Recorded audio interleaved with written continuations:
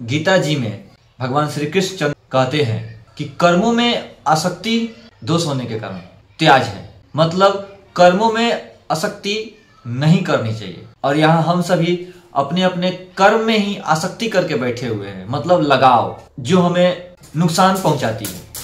कैसे, आगे समझेंगे। कर्म योग के अनुसार कर्म दूसरों के लिए करना चाहिए, और यहाँ हम क्या कर रहे हैं, कर्म अपने लिए कर रहे हैं, जिसके वजह से हमारे जीवन में स्वार्थ बुद्धि बढ़ते जा रहा है। फिर हो गया ना गड़बड़। यहाँ जब अपने स्वार्थ के लिए करेंगे तो नुकसान तो होगा ही।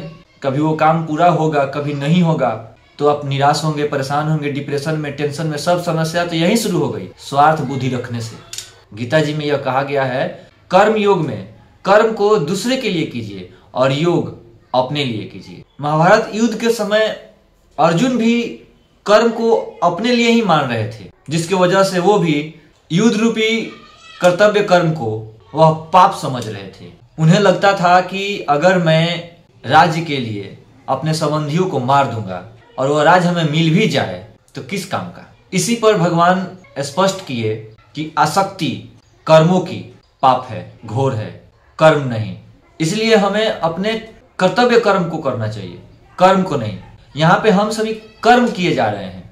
कर्म का मतलब होता है कि अपने मन से कुछ भी सोच लिए और कुछ भी कर लिए।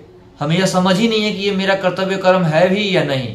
जैसे पैसा के लालच में आकर लोगों को नुकसान पहुंचाना, या अपने फायदे के लिए दूसरे को नुकसान पहुंचाना। हमको लगता है कि यह मेरा कर्म है, पैसा कमाने के लिए हमें कुछ भी करना चाहिए, जबकि शास्त्र इसे आज्ञा नहीं देता है। इसलिए यह जानना बहुत जरूरी है कि कर्म क्या है और कर्तव्य कर्म क्या है। मनुष्य को कर्तव्य कर्म करना चाहिए, कर्म नहीं। कर्तव्य कर्म का मतलब होता है जो हमें प्राप्त हो, जो सामने आए, उसे करना चाहिए।